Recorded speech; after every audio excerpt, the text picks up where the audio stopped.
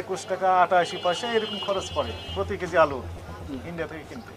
আগে ছিল 50 টাকা, পরে 60 টাকা, এখন তো 70 টাকা কেজি খাওয়া লাগতেছে। সরকার ভোক্তাদের কষ্টের কথা বিবেচনা করে ইম্পোর্ট যে ডিউটি ছিল সেগুলো জিরো করে দিয়েছে। কিন্তু এই সুফলটা জনগণের দোরগোড়ায় পৌঁছাচ্ছে না আপনাদের কারসাজি কারচুপির কারণে।